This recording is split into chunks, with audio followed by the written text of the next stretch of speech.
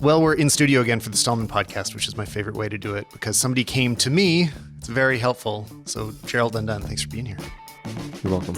And you came here to do a studio tour, which is already on your channel at the point. I mean, we're recording this ahead of time, obviously. Are we pretending we're in the future right now? We are. Okay. So let's not talk about the news because it will be very dated by then. But no, you came here, looked around the studio. What do you think? Do you have any thoughts on how could I improve this glorious space that we're in right now? I mean, it's great. I think that you have a really nice studio in terms of it looks nice, it's laid out nice. It's you did a good job with it. Well, I was just fishing for compliments, so you can stop there. And it's functional, definitely. Like we played around with your shot a little bit. We lit it and we got behind the camera and everything's great. Obviously, the only two things that I would say are making your job harder for yourself is that you have to set up every time. Mm-hmm. But if that's unavoidable, then that's what are you gonna do? But we did talk about how your sound solution could be something you don't have to set up as much if you treated your space because you have a large space. Yeah, I think that you should. Which you're probably actually hearing right now in the podcast. I mean, if you know what my voice usually sounds like, it's a bit less reverby. Right now we're in the big room because we're also recording a video at the same time. But it's really hard to control in here. We're surrounded by sound blankets, and I think it's making not much difference probably.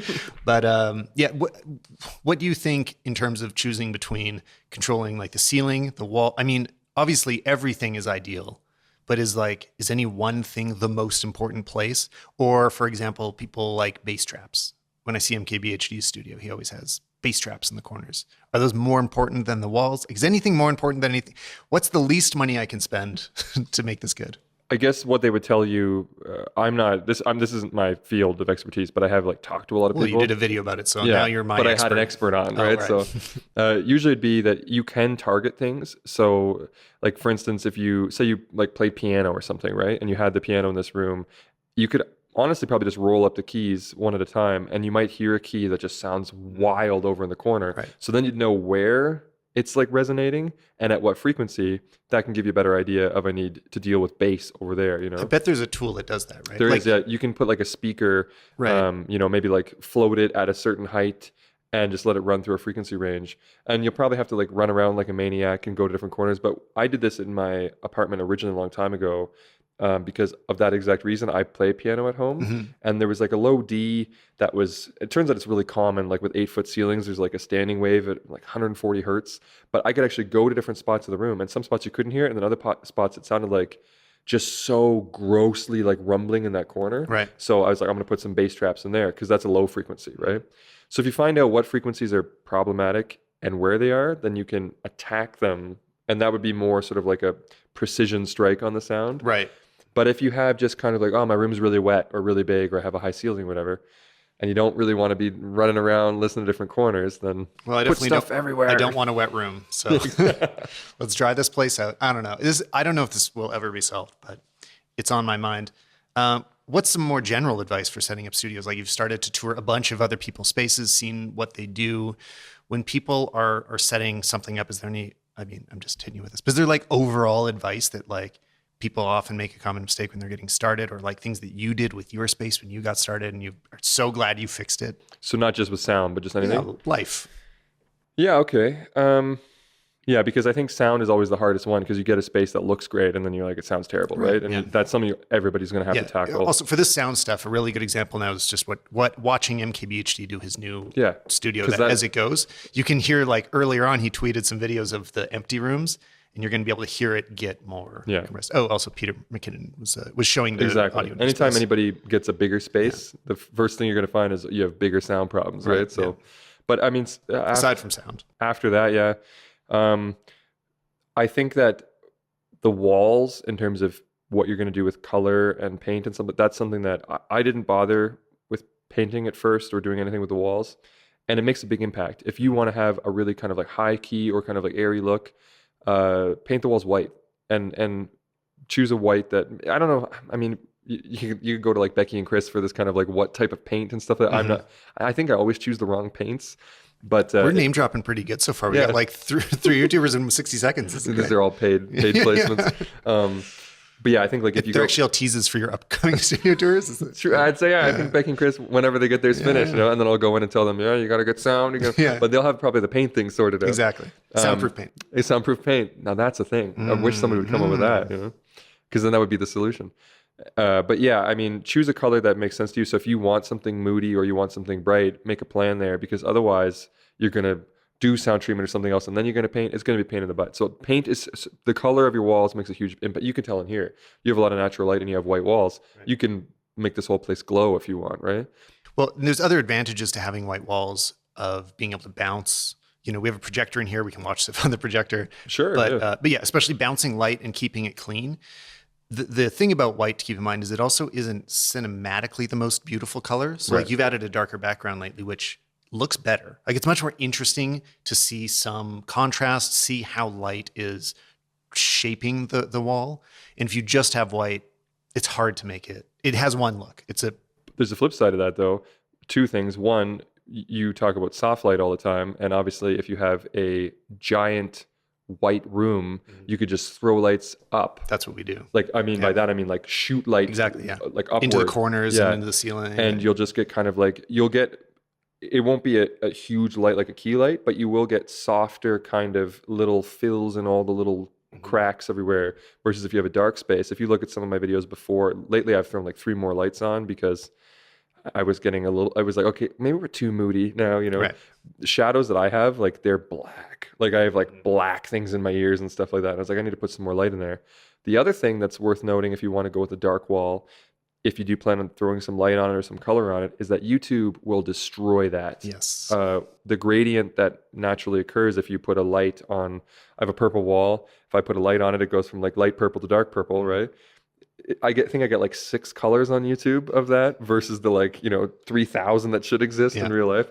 So if you want something that will be simpler, again, white has its place. White or like black maybe or something, No, white is the most helpful for being able to shoot. I mean, in here, sometimes we've done this a lot where we just start lighting it. We're putting lights up and we're like, we want it really soft and airy for this. Like it's a bright photo.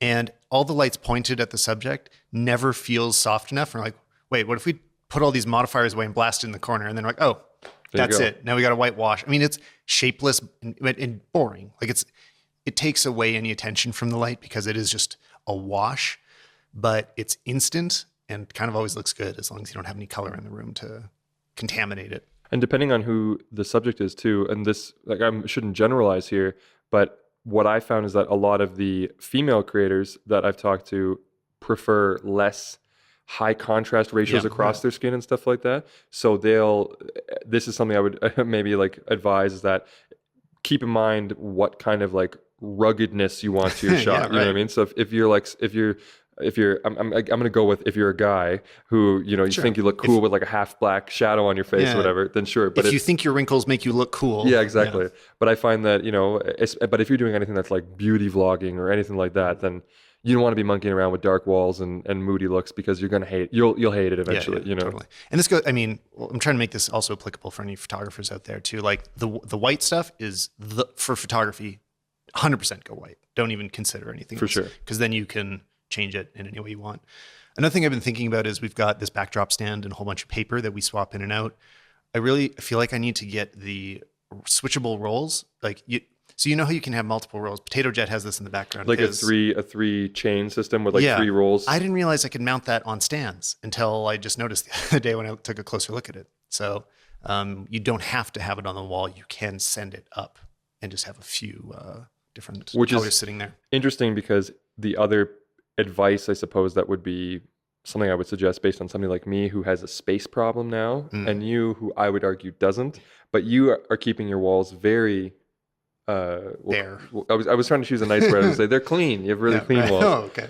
But if you are looking to make a studio, I think you'll find that you'll have a bunch of stuff that doesn't get used often, but you keep, and get that stuff up high and out of the way or something like that. If you have a small space, you're going to have to Casey Neistat your studio and use every inch that you can, because if you plan on accruing stuff over years and stuff like that, you're going to run out of space. I'm in a situation now where I have too much stuff, but I don't know what to get rid of exactly. And it's not like a hoarding problem. It's just like for what I do, Another challenge is, this is just about buying gear, is making the right decisions about like what will actually be valuable.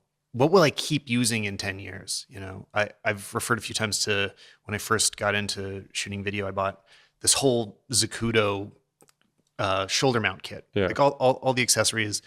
It's the expensive brand. They're really well made, but just the shape of cameras changed. I'm not shooting on a 5D Mark II anymore. The way you don't need to put that viewfinder on turns out a loop on the back of your LCD isn't how people shoot.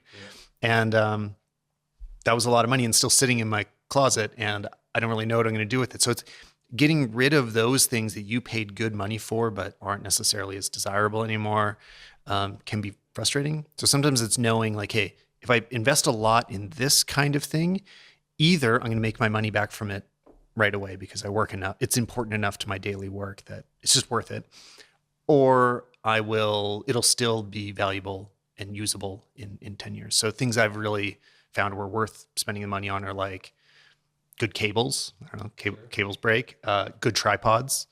My crappy tripod is the oldest thing I own in the studio. I think that's the case for most people probably. Yeah, totally. Stands, get like, that's actually a good example. Looking around the studio, we didn't talk about it in the video, but I've got quite a few light stands, which as a photographer, that's totally where you start, is like thinner.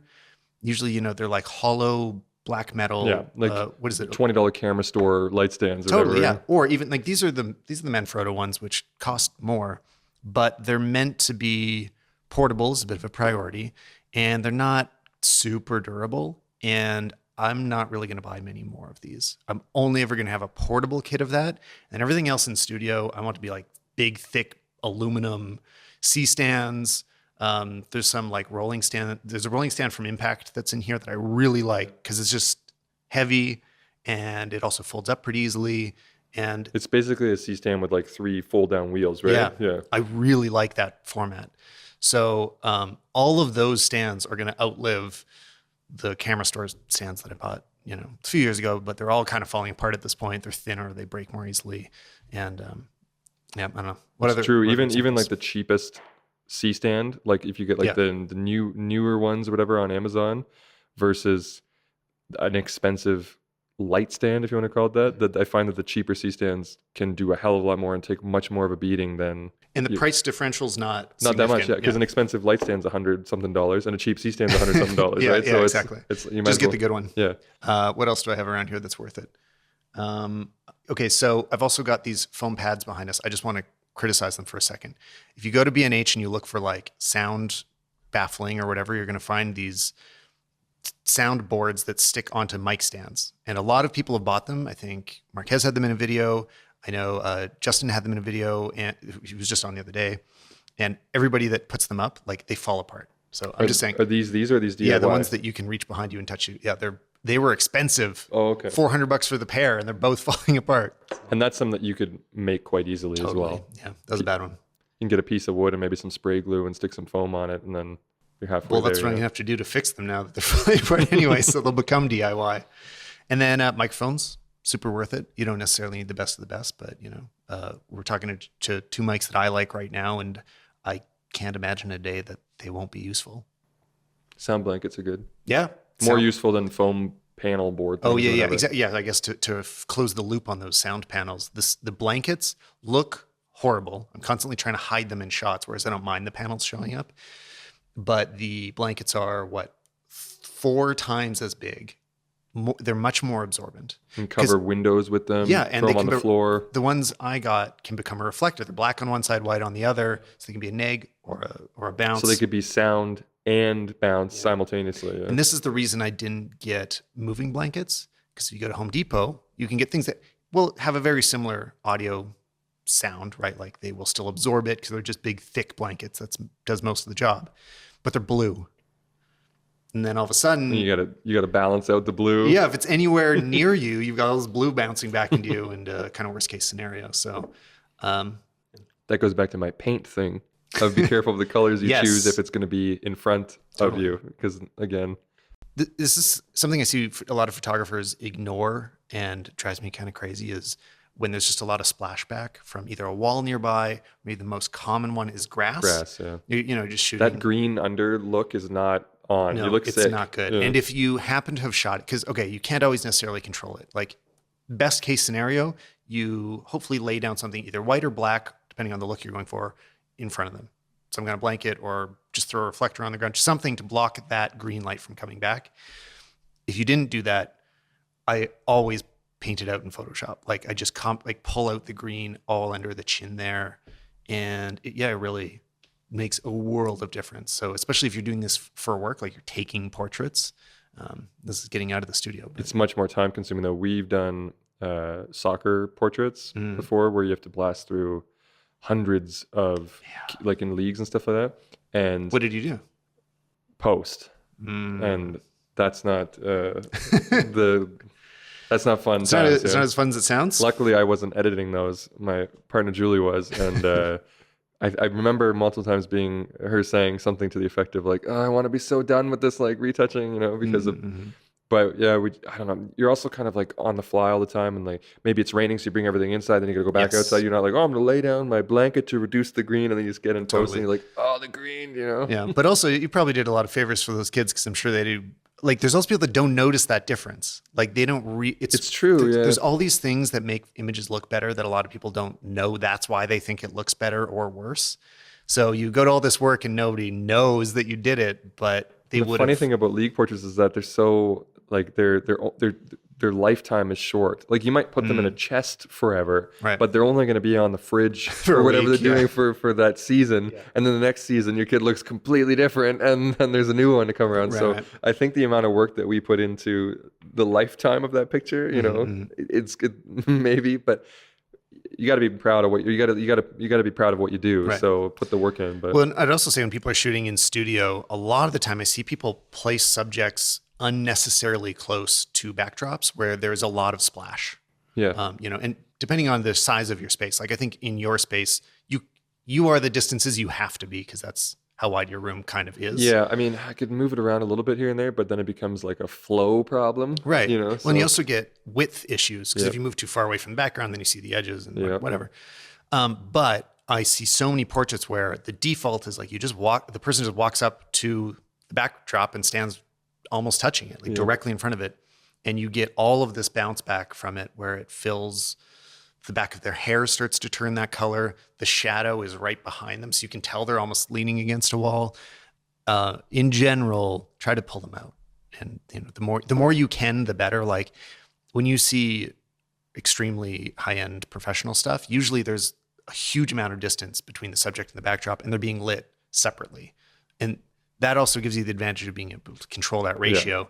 If they're on the backdrop, you can't separate them from it, right? The same light is having an equal effect on the person and the background. If you can get them at least a couple feet out and you have multiple lights, your key that is on your subject can be doing something different than what's hitting the backdrop. And I think that's a sort of a rookie mistake that happens outside the studio too, where maybe you have an interesting, the common one I see all the time in Toronto is we have like a graffiti alley, which you've probably seen photos. I know the alley, yeah. And I think the idea is that you lean up against the wall and then you take the photo of you, because it's like, look, I'm in this like graffiti alley place, but it doesn't look right, because you also get this like harsh light that usually cuts in between the buildings, and so you put this really vivid shadow on the wall as well that has like a perfect outline.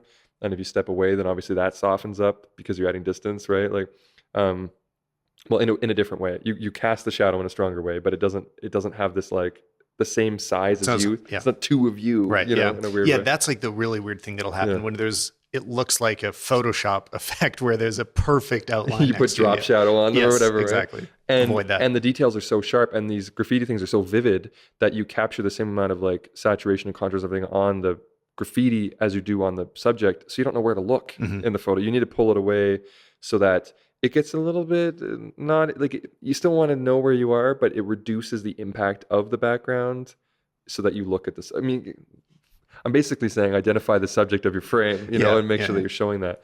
But I do think that that's what happens all the time. It's like, that's a neat background. Stand against it. Exactly. Yeah. Stand Lean against on the it. statue. Exactly. Yeah. Don't do that. Yeah. You know, if you can avoid it. People will know, oh, is that the Eiffel Tower in the background? You don't need to be like tangled up in the girders or whatever, you know? Yeah, right. It's true. So Gerald, you go really in depth in your channel about video specs and stuff. When you review all these cameras that are coming out right now, what are some of the things that are most important? Like what's your number one feature that not every camera has, but gets you excited in 2020? I guess because I shoot with two completely different systems in terms of what they have, I can see where it's like, oh, I wish that this would cross over onto each other. So I shoot a lot on the Sony, everything like a A6600, A7 III, whatever, and they have similar flaws in terms of what they're missing. And then on the other side, I have like Blackmagic cameras, which I think have everything that the Sony's missing, but are missing all the stuff that the Sony excels at, right? So depending, I guess, on what you do, having a higher bit depth would be nice to have. That was going to be my first one. 10-bit is missing 10-bit is driving me crazy. 10-bit 422 should be the standard moving forward. How much does 422 matter compared to 10-bit in the real world? Because I'd never compared them side by side. As in, like, if you have 10-bit 420 versus 8-bit 422. Probably not a lot for the average person. There's some things where it's a clear winner. If you do keying stuff, green screen, that kind of thing, it's important. I think the easier way to think about it is that it's like color resolution in a sense, right? So if you're doing something where the lines are going to be important, so like with keying, obviously you want that line, the edge, yeah. Then there's a huge impact actually. Some people won't even touch 420 if they're like serious keyers, right? Right. But if you are shooting a complicated shot like this, where everything's kind of just trying to, blend into each other, it's probably not that important. Right. What has really mattered to me a lot lately, and I especially appreciated this in the new Fuji, which the first time I'd shot a bunch of video on a Fuji was the X-T4. Yeah. And I know it was in the X-T3 too. 10-bit, 4K. I loved it because all of my banding problems went away. I know it can still show up in YouTube because compression, whatever, but I want my footage to look good. Your video that you have is fine. It had been killing me with the Sony. I'd been doing some client videos with 8-bit Sony cameras, the A7 III. Great camera, but when I'd get banding in the sky, like in a daylit, bright shot, I could be at ISO 100. Like everything is ideal here, but my blue sky has these hard lines going through it because of 8-bit. And I still get it on the Canon EOS R, which I'm using more now as my portable camera. But that's a big thing that I notice when I compare it to my bigger camera, to my C200. That cleanliness in a gradient is very important to me now. Yeah, absolutely. So yeah, because I shoot like 12-bit RAW on my camera and then 8-bit highly compressed. I guess that would be another thing too, is the codec itself. If we want to have 10-bit, 422, 4K, 60p in camera, whatever, we're going to have to deal with H.265, tough to edit, kind of highly compressed codecs. Right.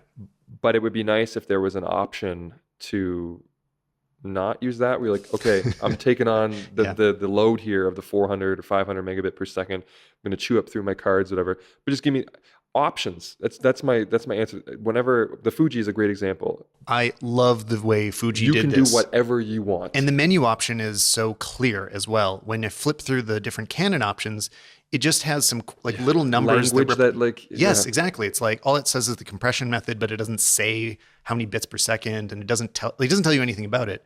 In the Fuji, it was just so obvious, like this many frames per second, this many. And they give you extra information you didn't even think. When you're choosing a frame rate, at the bottom it'll be like, this is good for this, and if you have this with that doesn't work. And you're like, oh, thanks. It just explains everything. Totally. Where with Sony, usually I have to have, whenever I get a new Sony camera and I'm setting it up, I always have the PDF of the menu up, so I can spend a week look up what turns off when something turns on, just things like that. So options. How much does bit rate play a factor? Have you done I haven't done any direct tests with it. So like if it's 50 megabytes, is it bytes or bits? Bytes. Usually bits is the rate. 50 megabits per second compared to 100, compared to 400. Those are some of the different options out there. How important is that compared to some of the other numbers we mentioned? Again, I guess it depends. If you're doing if a lot of motion is being compressed, then you'll appreciate a higher bit rate. If we're talking about just image quality, right. I mean, right? But for the most part, it depends on how well the compression is handled. There can be two 100 megabit per second codecs where one is bad and one is good. Generally, though, the better the codec is, the harder your machine has to work because it's like so smartly packed that your CPU has to figure out, how did they put this in this box, right? And it has to like figure that out. Image quality generally not huge unless it's a lot of motion, you're filming water or something like that, or foliage, whatever.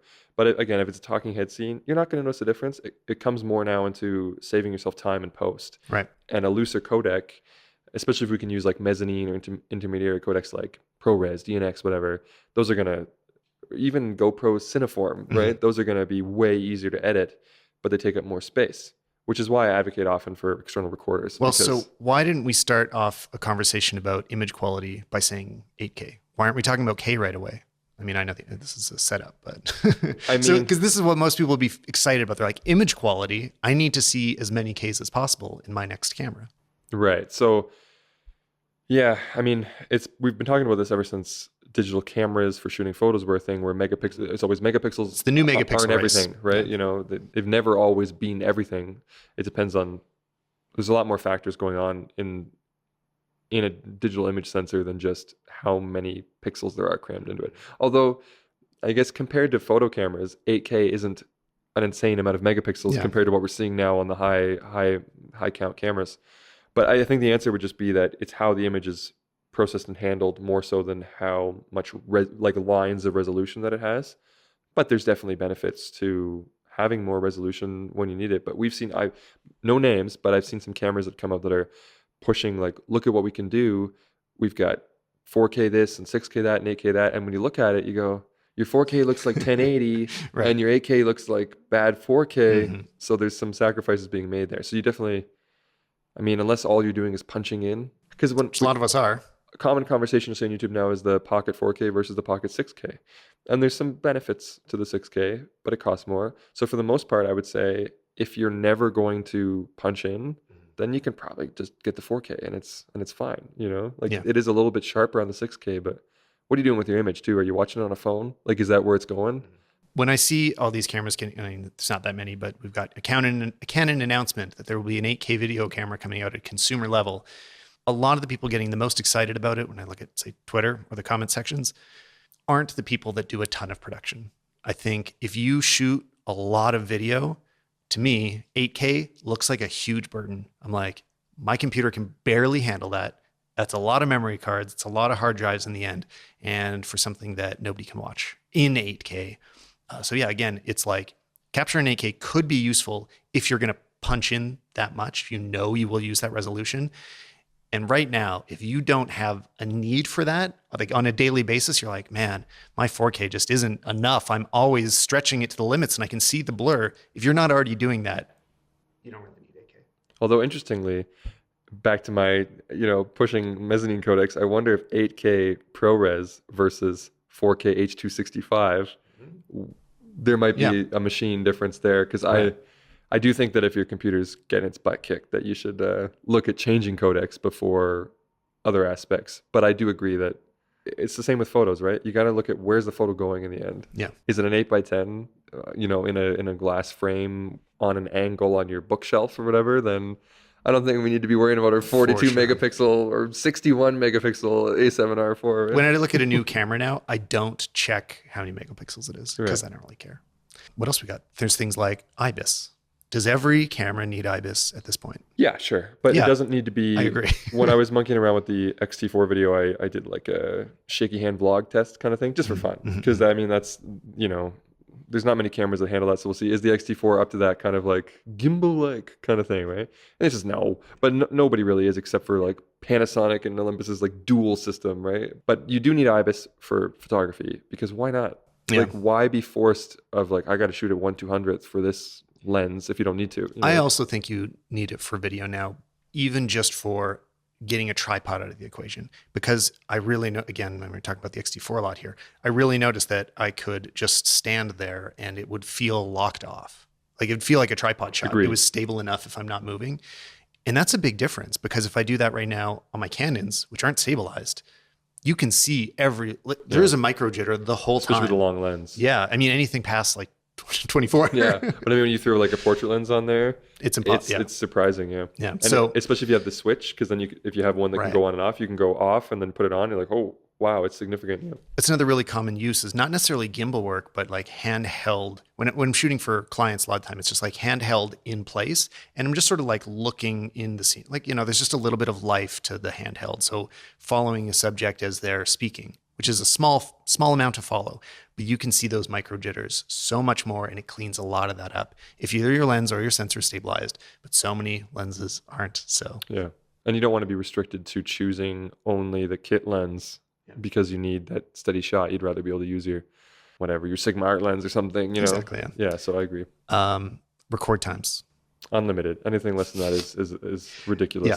But are we going to escape it this year? Is this the year that we'll stop seeing? Because I'm sure every brand I don't think wants Sony's to going stop to put in doing the it. camera anymore. And I don't think that, and Panasonic doesn't. So what do we got left? We got Fuji, Canon. And has Canon made any strides with their, not yet, no firmware or anything, right? Yeah. So I think we're halfway there. So it wouldn't, your next cameras, guys, just join the rest of the people that are obviously putting more time. Yeah. I would say that if you look at the cameras of what are people doing with them, people shooting video on Panasonic probably more than they're taking photos, right? Well, I mean, okay. The Panasonic photo crowds are like, but, you don't know anything about Micro Four Thirds photography and their high resolution modes and stuff. And that does work. But people that we talk to that have Panasonic cameras, they shoot video on them, right? So we just got to get it. I never really give you that argument about tariffs and it's restricted, this and that. Well, put the extra $100 on the camera. If it's unlimited record time. Yeah, get that version. Exactly. Give me the firmware update. For sure. What am I missing? What are some flip screens?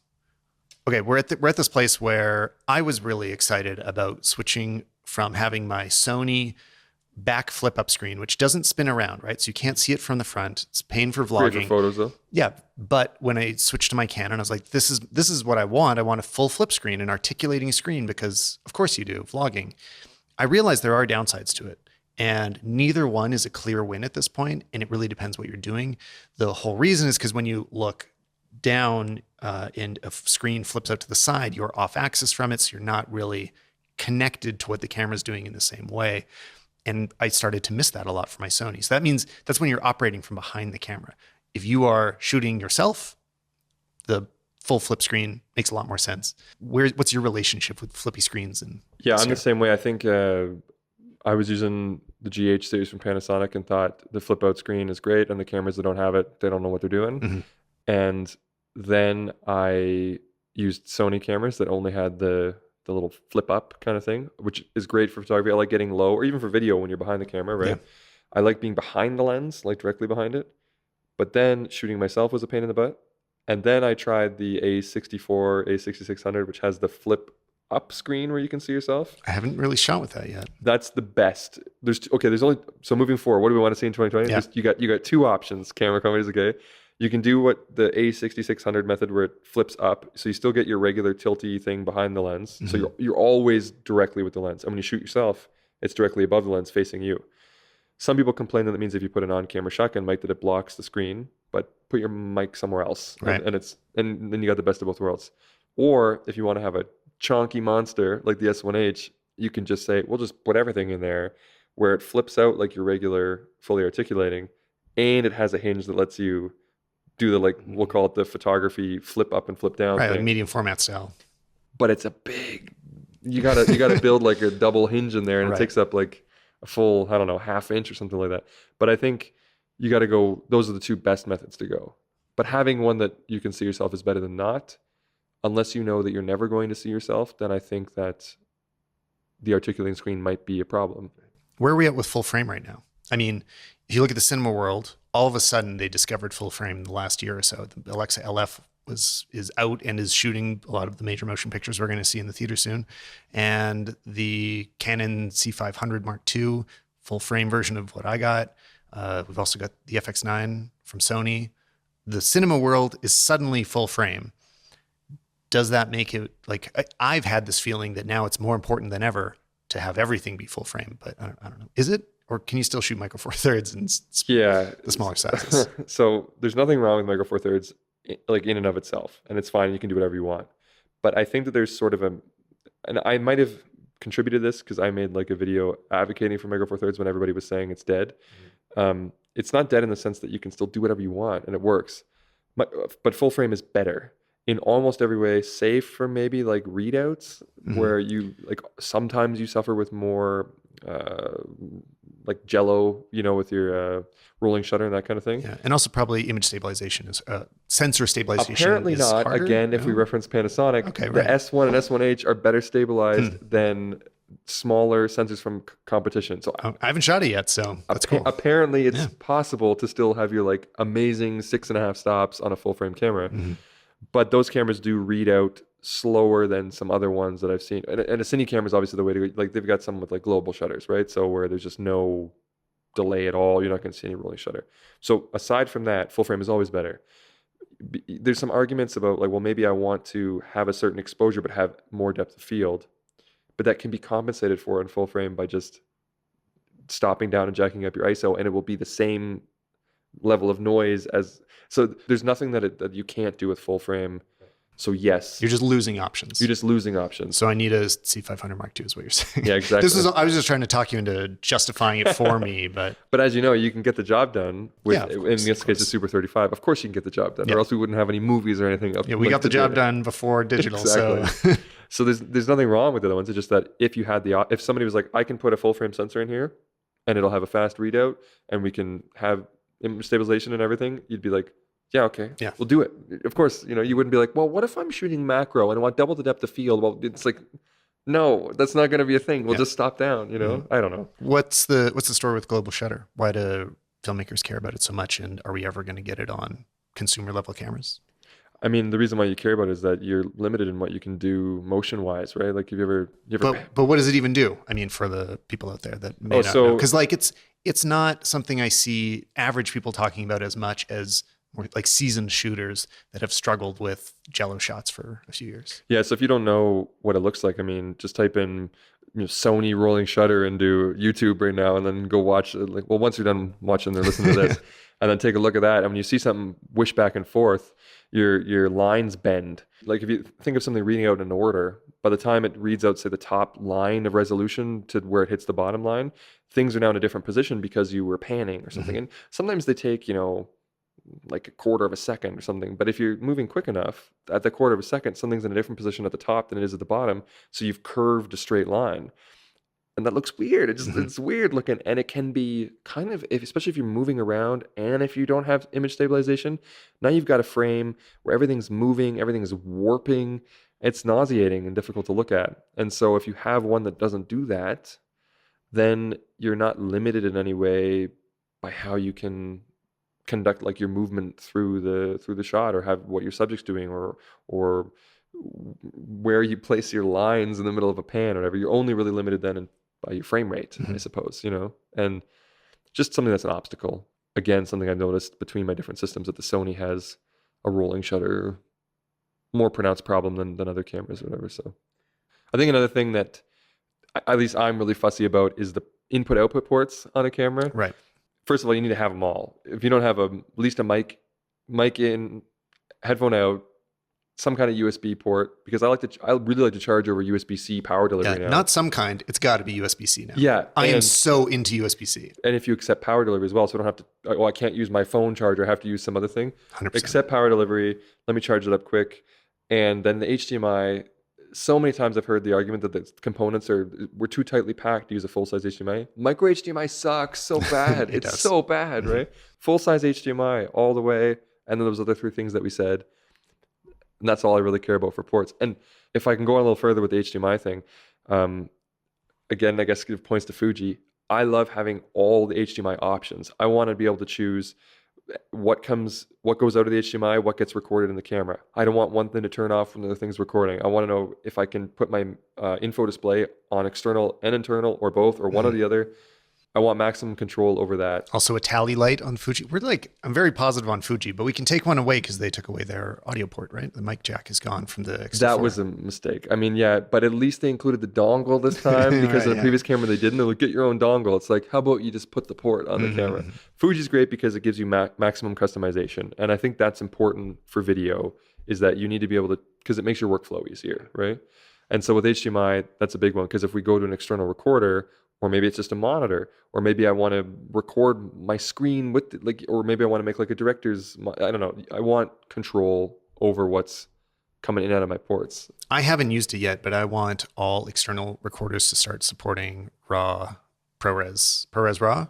Yeah, I mean, we're early days of that, right? Yeah, it's just getting started, but like I would love to see more support for that. Even actually just recording ProRes in general is pretty nice. And support for ProRes RAW in the NLEs. Yes. Because right now I'm not going to use it because I think it's still Final Cut only. We need that in Premiere. I'm always blind. I forget to I'm using it, so it's everywhere, but exactly. I know it's not.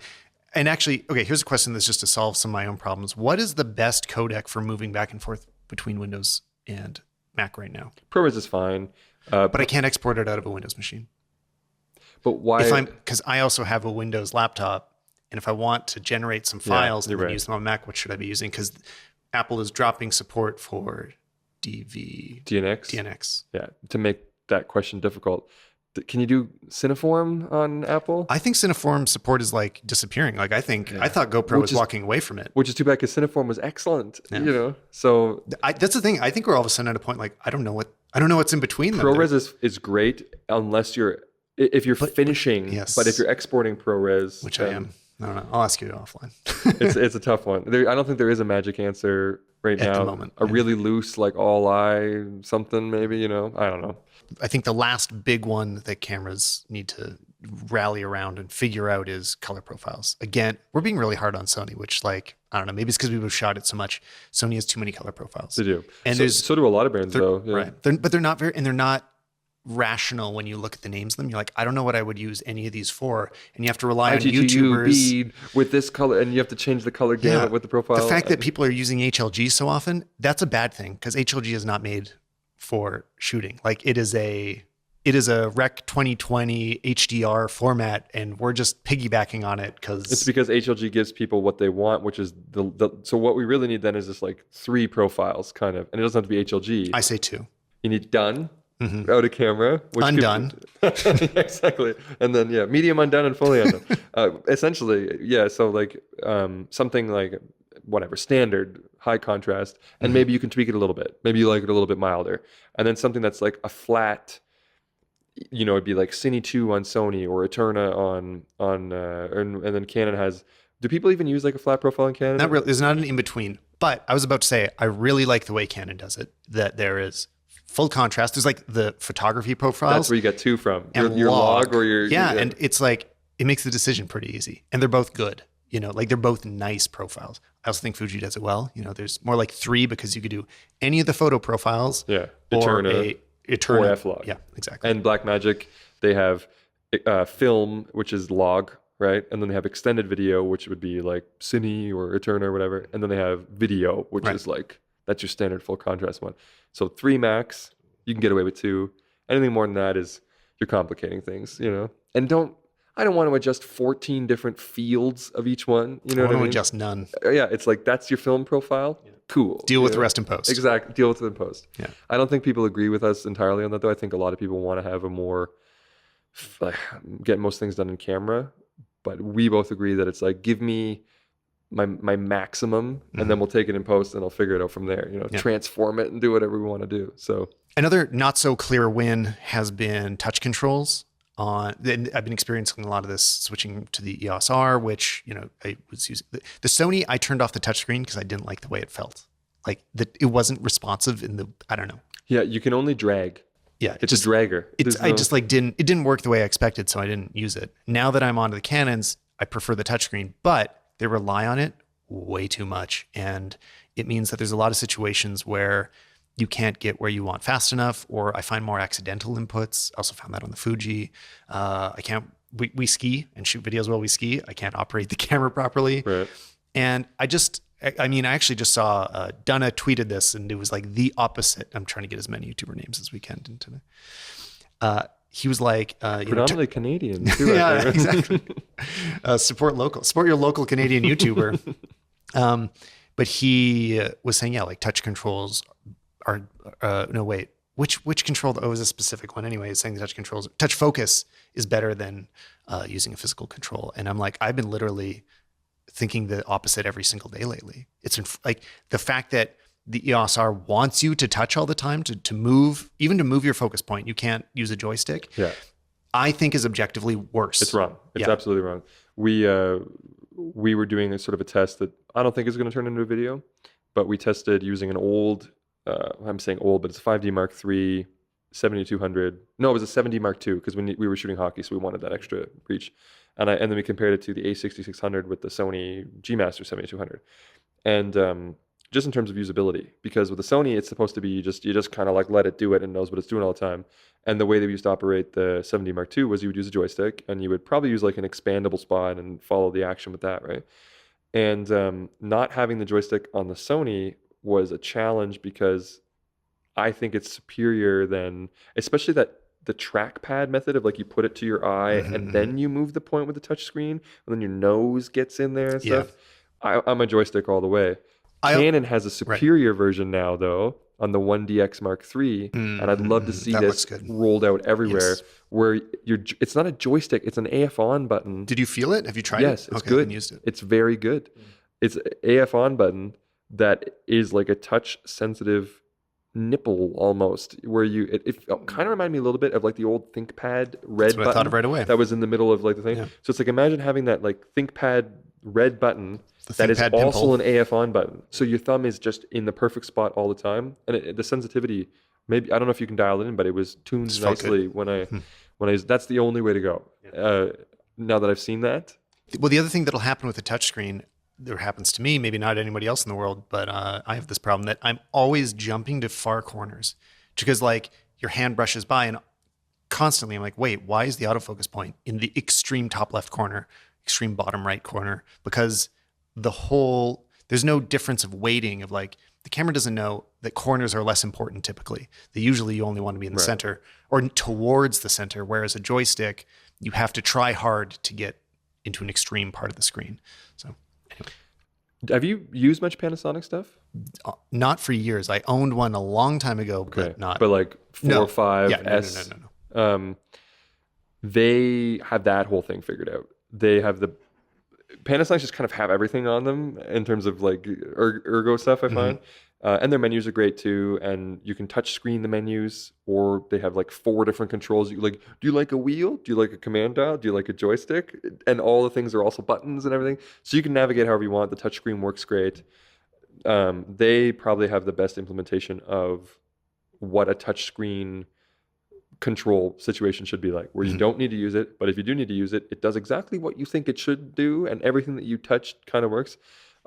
Huge, like I would give if we were making some mega camera, I would take that system from them, and then throw in Canon's touch sensitive joystick thing, and then you got yourself. And then put Fuji's customization in there, and you got yourself without making a complete Frankenstein camera, who's doing the most things right now? This isn't like what's your favorite camera, but just like who is on the path that will become the future of cameras? Fuji's doing the most things right, but they have that issue where it's kind of like my video, like thesis was basically the jack of all trades, but they don't really win. Like I said, jack of all trades, master of some, because some people think the Fuji Colors is the best way to go, or they're like Eterna's the best one, or whatever. Yeah. I definitely think, I'll just say it, Fuji Color is as good as Canon. It's different, but it's very, very easy to work with. It's good, yeah. Again, that's what I mean by goodness. It's not, you can get color out of all of these. It's just quick and simple to make it look pleasing to a lot of people. So Fuji's probably doing the most things right, but the problem with them is that they don't master things to the point where you might buy a whole system for a feature. It's like, for me right now, I say that if your autofocus is so important to you, then Sony is the clear winner. If you're shooting, like these days, if you're shooting sports or something, you got to go into Sony system. It's cheaper and better compared to the giant cameras from the competitors, right? Glass, I guess, is more expensive, but whatever.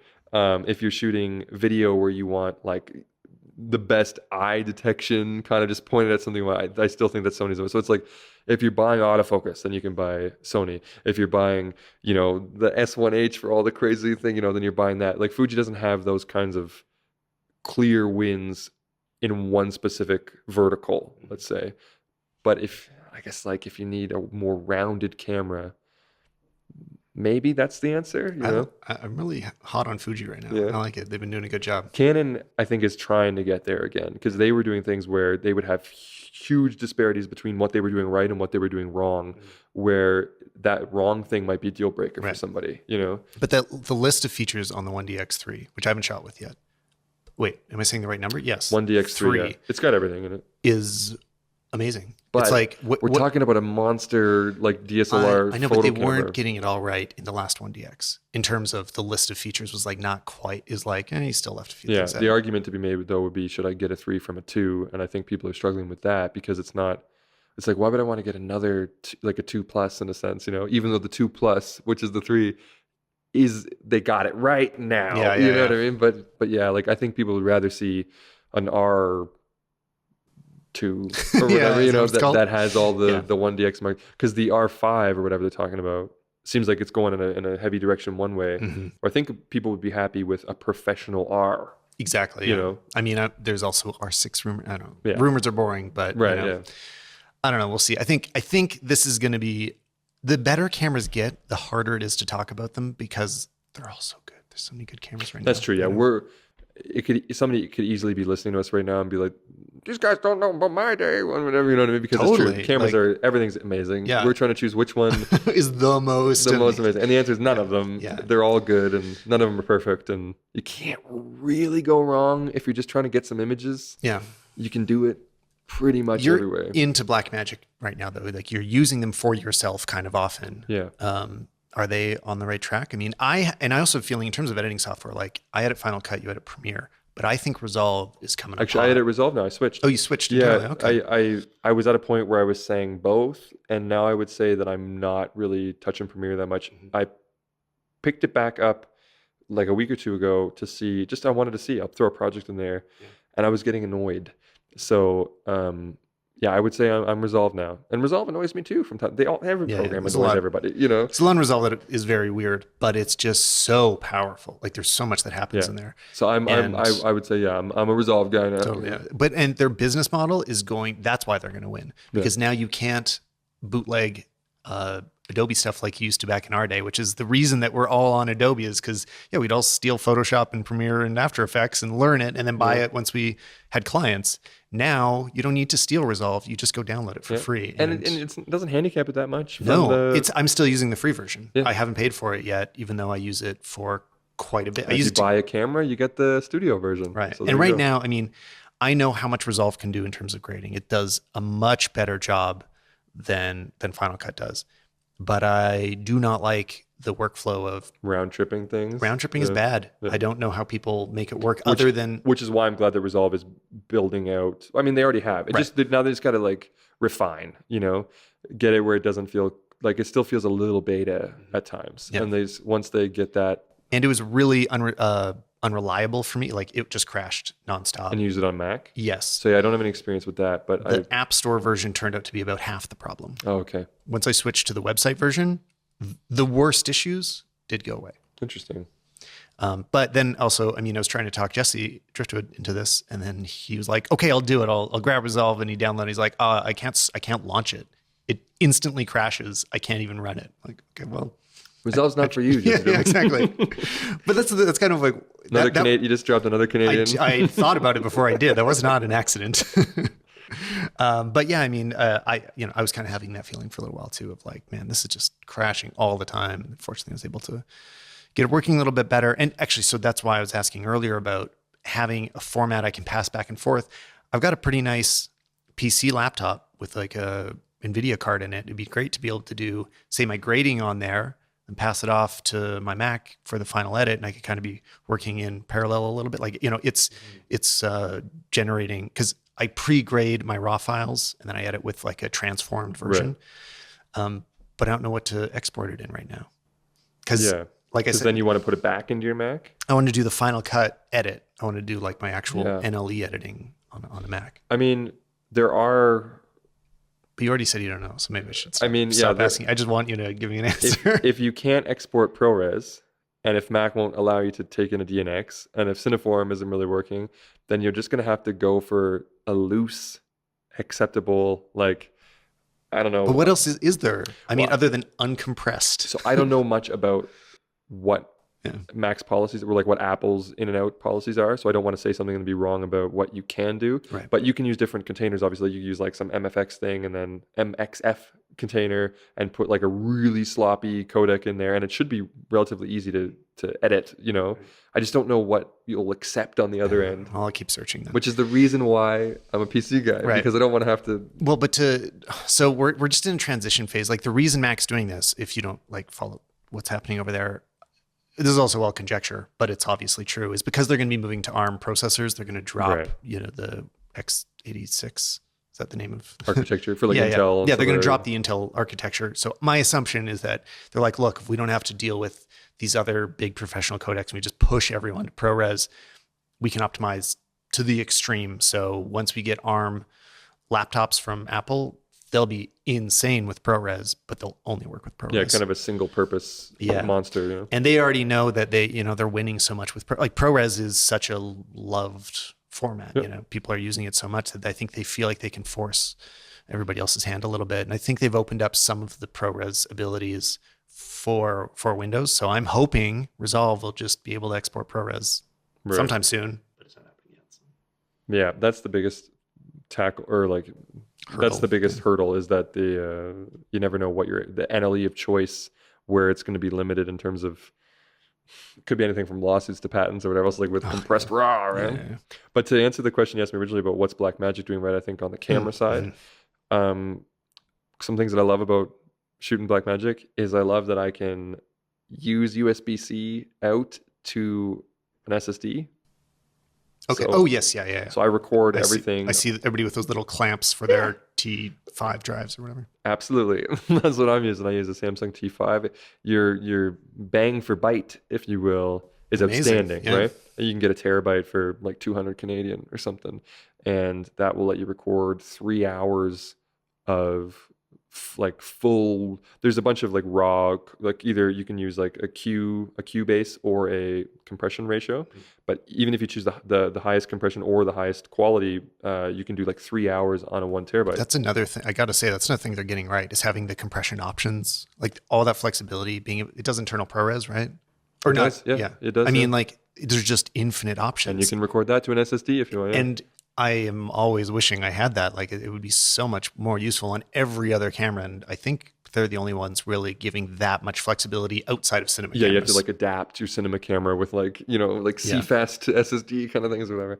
But they're killing it with that, with the codecs and and like we talked about with having the correct amount of options, like 3 or whatever, they've got that figured out. And the stuff's easy to edit. I find that what's fun too? They give you this little tool, which is like, they call it like their B-RAW speed test or whatever, and you can run that. And it tells you what resolution and frame rate your computer can handle, so that you know like how to compress. I don't know. Right. Yeah, cool. But I find it's pretty smooth. And if not, you've got ProRes there that you can use as well. So with all these cameras we talk about, you don't seem to pursue cinema cameras at all. Like you don't talk about them. Yeah. Do you not care? If they just like, you don't want to? You'd rather have you're reviewing a bunch of cameras instead of like investing all into one big one. Like what keeps you away from, C500s and FX9s and Reds? And I guess it would be 2 things. One, my channel, I try to talk about things that are maybe more on the like economical side and have multiple functions. For me, I like finding sort of like hybrid value in things. And now that we're in like hybrid cameras, it makes sense. But I love things that either do one thing perfectly, and then it's like a no-brainer purchase, because then it's easy. I always talk about like a monopod example where it's like, that's the monopod that you buy, and then that's an easy decision, right? Yeah. But if it's not going to be an easy decision, it's complicated, then I want to know what gives me the most I can out of my money. And generally speaking, if you're somebody who likes to shoot photos, you like to travel, then the answer isn't going to be a cine camera, because I mean, unless you want to travel, travel photos are both. Well, I was going to say photos are challenging. Photos are very challenging on the C500 Mark II. Absolutely. I mean, I bet the stills, I'm sure, look fine. But so, that's probably the reason why I still use Sony so much, is that it becomes a very viable photo camera. Right. And then shoots good video as well. So, okay, but if you were going to buy a big camera for your A-roll, what would you get? So I think I'm like a C500 Mark II, FX9, and I haven't made the decision on that because of the price differential there, and also the FX9 is still pumping out some updates that are like so. It's not quite settled. Like we don't really know everything about the camera. But I think that's where I am. Still waiting for Philip Bloom's review before we exactly decide. Yeah, I think that's my like my toss up, my two-way kind of choice. It's the toss up of the year. I mean, yeah, I wouldn't go beyond that. I have no need for an RE or anything like that, you know, and I don't think I would go into the Red ecosystem. I mean, things about Red that would kill me is like not having internal NDs. Would be really frustrating. And I'm not playing that whole Red Mag game. Totally, either, so. Not having real autofocus, you know. Proprietary media is like a deal breaker for me right out the gate. Yeah. Although I think like RE has their, but but well, unless the new one's different, but the other ones are just CF. No, it's CF Express. The other one's CFast too. Okay.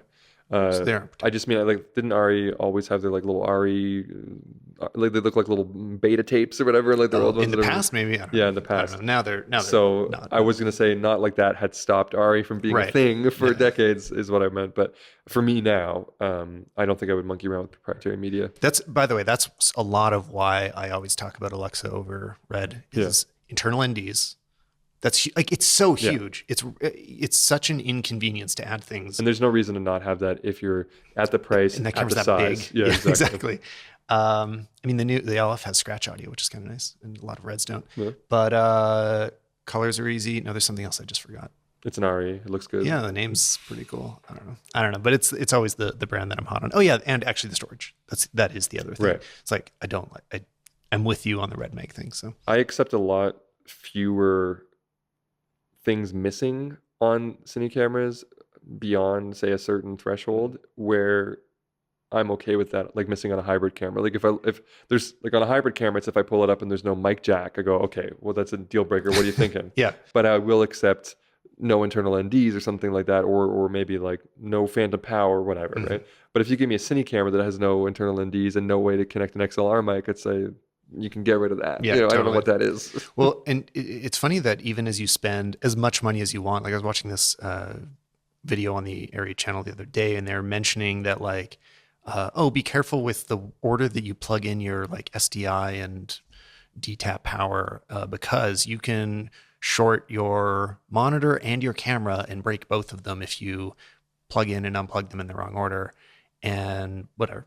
I guess this is a thing that a lot of operators know if they're dealing with it, but I'm like, no matter how much money you spend, there's still problems like that, which is crazy. Imagine breaking your $100,000 camera. It is going to hold up to a lot, but it's not indestructible just because you spent a lot of money, unfortunately. Yeah. Which is weird. But it should be. Yeah, it should be. You always imagine it should be. So. Especially because you can literally like kick them. Yeah. And they're fine. Totally, so it's like, why is it that if I, plug this port in the wrong order, I start a fire? Like it shouldn't be. It's crazy. Any parting words? Any parting wisdom? On a particular topic or life. Just in general? In life. Don't some Canadian advice. To give some really cheesy meme advice. I would say that here's one that I get asked a lot that comes up, which is that there's always so many cameras that are about to come out or have been speculating or in the rumor mill.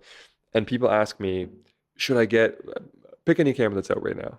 You can give my example. The 5D Mark IV. Yeah. Should I get the 5D Mark IV because it's on sale at my local camera store? Yeah. Or should I wait for the 5D Mark V?